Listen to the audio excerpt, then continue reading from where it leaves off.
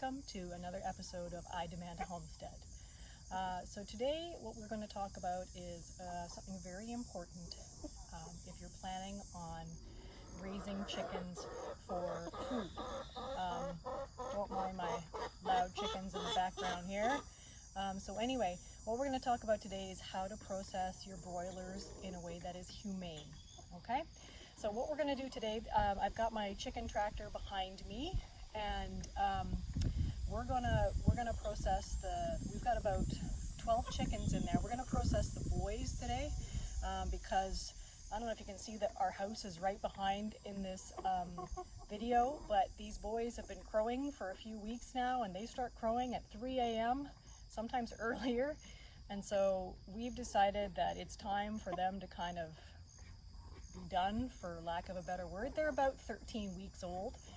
They also kind of push the hens out of the way and don't let the hens get as much feed. So we're gonna process them, and that hopefully will allow the hens another few weeks to get more feed and to grow out just a little bit more.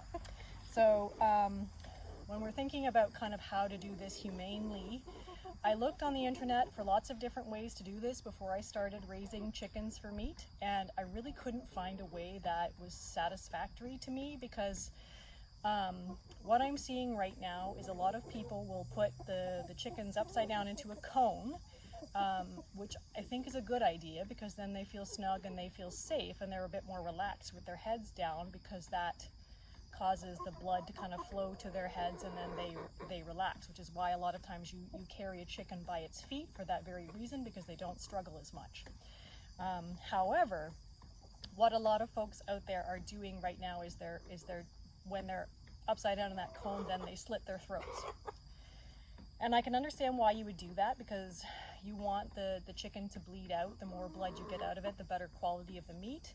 And so technically, for that to be most effective, the heart still needs to be beating for that to happen. However, that chicken is not unconscious when they do this, and so I don't find that to be a very humane way of doing it. So what I'm going to do is something a little bit different, which I'll show you. In the factory farms, what they actually do in some respects is more humane, because they kind of, on a conveyor belt, put the chickens through a tub of water, their heads through a tub of water that's electrified. So they knock them unconscious, and then they slit their throats. So in some respects, that's actually more humane than what a lot of homesteaders are doing.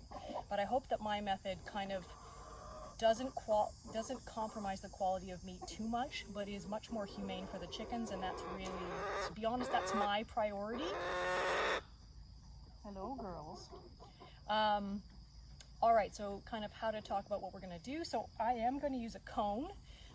So what my husband actually did, this is just a big bucket that he cut the sides out of. I think he got a pattern off the internet, I'm not sure. So then he just cut it with our Sawzall, our reciprocating saw, and then zip tied it in some little seams here. So it's nice because it has a little handle that I can affix to a tree, which is what I will do. And then you put the chicken inside and their head goes out the bottom, okay? Which you'll see in a minute when we kind of actually go ahead and process one of these birds. So there's also, if you don't want to kind of make this yourself with an old bucket, there's lots of cones that you can purchase online in order to do this job. The other thing I'm going to do is that because these chickens are kind of inside a tractor, I'm not going to crawl inside there to go and get them as I normally would if they were inside my stationary coop. So what I am going to do is I'm going to use this big giant net, which I think was originally kind of designed for like koi fish in a fish pond. And that's going to probably be the worst part of it for them, is going to be me catching them. That's going to be the most stressful part, but then I'm hoping after that it's going to be better. All right, so what we'll do is we'll go set up the cone, and when we got one of these boys caught and put in that, then we'll start filming again. All right, see you soon. Okay, so we've got our first boy in the cone. He's relaxed for now. Okay, we're not gonna kind of labor this. So what I'm gonna use is a big set of loppers, because that's gonna break his neck instantly. All right.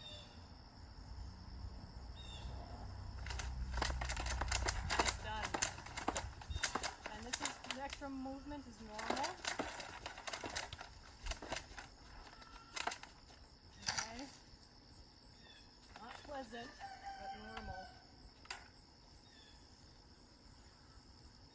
So then we're going to leave him in that cone for a little bit. And what I'm actually going to do, hold the cone just to make sure it doesn't flop off. All right, and then I'm going to take my super sharp knife and I'm just going to cut his head off where the neck was broken with our loppers. And that is the most humane way I have found to process a chicken, because as soon as I broke his neck, he was no longer conscious. It was instantaneous. All right, so thank you very much for joining me on this important topic on I Demand a Homestead. We will put in another episode, this is all normal, on how to finish with the processing, the scalding, the plucking, and the eviscerating on another episode. Thank you very much and have a good day.